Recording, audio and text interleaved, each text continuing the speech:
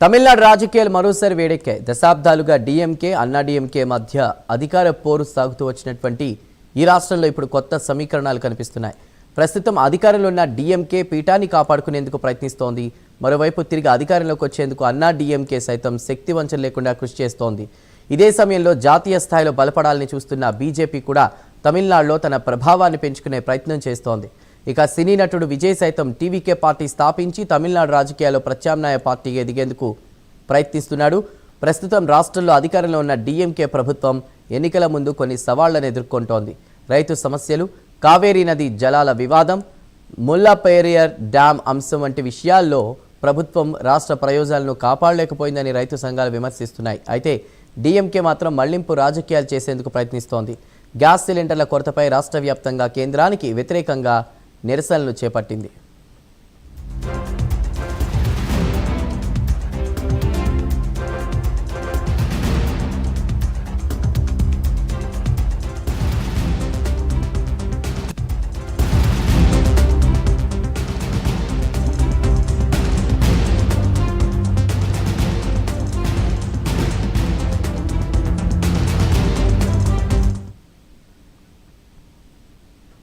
మరోవైపు డీఎంకేలో మరో కీలక చర్చ కూడా జరుగుతోంది.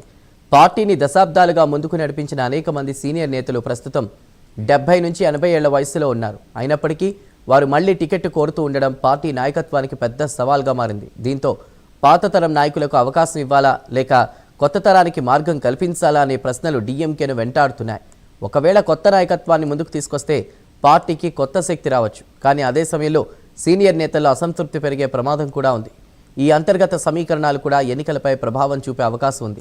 ఇక ప్రధాన ప్రతిపక్షమైన అన్నాడీఎంకే విషయానికి వస్తే జయలలిత మరణం తర్వాత పార్టీ పటిష్టమైన నాయకత్వాన్ని కోల్పోయిందనే అభిప్రాయం చాలా కాలంగా ఉంది. అయినప్పటికీ పార్టీకి గ్రామీణ స్థాయిలో ఇంకా బలమైన ఓట్ బ్యాంక్ ఉందని రాజకీయ విశ్లేషకులు భావిస్తున్నారు. ముఖ్యంగా డీఎంకేపై ఉన్నటువంటి అసంతృప్తిని ఉపయోగించుకుని తిరిగి అధికారంలోకి రావాలని అన్నాడీఎంకే ప్రయత్నిస్తోంది.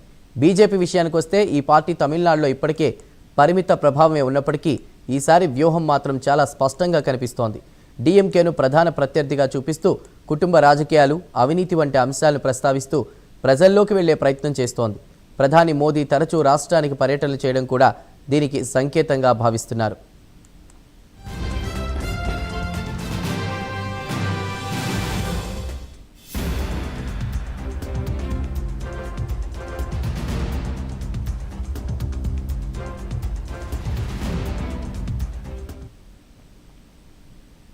దక్షిణ తమిళనాడులో ఓటు శాతాన్ని పెంచుకోవాలని బీజేపీ వ్యూహం రూపొందిస్తోంది. మరో ముఖ్యమైన అంశం ఏంటంటే ప్రాంతీయ పార్టీలతో పొత్తులు కుదుర్చుకోవడం ద్వారా రాష్ట్రంలో తన ప్రభావాన్ని పెంచుకోవాలని బీజేపీ చూస్తోంది.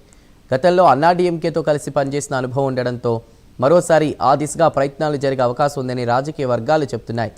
ఇక సినీ నటుడు, టీవీకి అధ్యక్షుడు విజయ్ కూడా తమిళ రాజకీయాల్లో కీలకంగా మారే అవకాశం కనిపిస్తోంది. సినిమాల ద్వారా ఏర్పడిన అభిమాన వర్గం రాజకీయాల్లో ఓటు బ్యాంక్గా మారుతుందా లేదా అన్నది ఇప్పుడు ప్రధాన ప్రశ్నగా మారింది. అయితే విజయ్ మాత్రం తనను తాను కొత్త రాజకీయ ప్రయత్నాన్యాయంగా చూపించుకునే ప్రయత్నం చేస్తున్నారు. అయితే అభిమానుల సంఖ్య ఎక్కువగా ఉండడం ఒక్కటే ఎన్నికల్లో విజయం సాధించడానికి సరిపోదని రాజకీయ విశ్లేషకులు చెబుతున్నారు. విజయ్ పార్టీతో పొత్తుల అంశం కూడా రాజకీయాల్లో పెద్ద చర్చగా మారింది. బీజేపీ ఆయనను తమ కూటమిలోకి తీసుకురావాలని ప్రయత్నిస్తుందనే వార్తలు వినిపిస్తున్నాయి. విజయ్కు బీజేపీ డిప్యూటీ సీఎం పదవి ఆఫర్ ఇచ్చినట్లు కూడా ప్రచారం జరుగుతోంది. అయితే విజయ్ మాత్రం తనను తాను సీఎం అభ్యర్థిగా చూపించుకోవాలని భావిస్తున్నట్లు తెలుస్తోంది. అదే సమయంలో జాతీయ పార్టీలతో ముందుగానే పొత్తు కుదుర్చుకుంటే తమ స్వతంత్ర రాజకీయ ఇమేజ్ దెబ్బతింటుందని విజయ్ భావిస్తున్నట్లు సమాచారం.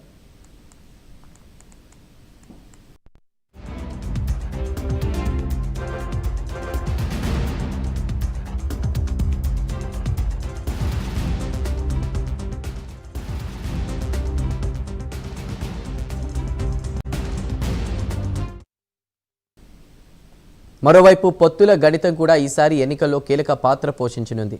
ప్రస్తుతం డీఎంకే నేతృత్వంలోని కూటమిలో కాంగ్రెస్, కమ్యూనిస్టు పార్టీలు, వీసీకే వంటి పార్టీలు కూడా ఉన్నాయి. అయితే సీట్ల పంపకం విషయంలో ఇప్పటికే కొన్ని అసంతృప్తులు బయటపడుతున్నాయి. లెఫ్ట్ వింగ్ పార్టీలు గత ఎన్నికల కంటే ఎక్కువ స్థానాలు కోరుతుండగా కొత్తగా కూటమిలో చేరిన పార్టీలకు కూడా సీట్లు ఇవ్వాల్సిన పరిస్థితి ఏర్పడింది.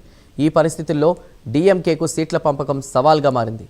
అన్నాడీఎంకే కూడా బీజేపీతో పాటు ఇతర చిన్న పార్టీలతో కలిసి బలమైన కూటమి ఏర్పాటు చేయాలని చూస్తోంది. మరోవైపు తమిళ రాజకీయాల్లో శశికళ కూడా కీలకంగా మారే అవకాశం ఉంది. ఒకప్పుడు పార్టీపై పూర్తి ప్రభావం చూపిన శశికళ రాజకీయాల్లో మళ్లీ చురుకుగా మారితే అన్నా డీఎంకే ఓటు బ్యాంక్పై ప్రభావం చూపే అవకాశం ఉంది. ఇక ప్రస్తుతం అధికారంలో ఉన్న డీఎంకే మళ్లీ అధికారంలోకి వస్తుందా అన్నది కూడా ప్రధాన చర్చగా మారింది. సీఎం స్టాలిన్ అమలు చేస్తున్న సంక్షేమ పథకాలు డీఎంకేకు బలంగా మారవచ్చని కొందరు విశ్లేషకులు భావిస్తున్నారు. అయితే మరోవైపు అధిక వ్యతిరేకత, ప్రతిపక్షాల ఐక్యత వంటి అంశాలు డీఎంకేకు సవాల్గా మారొచ్చని రాజకీయ విశ్లేషకులు చెబుతున్నారు.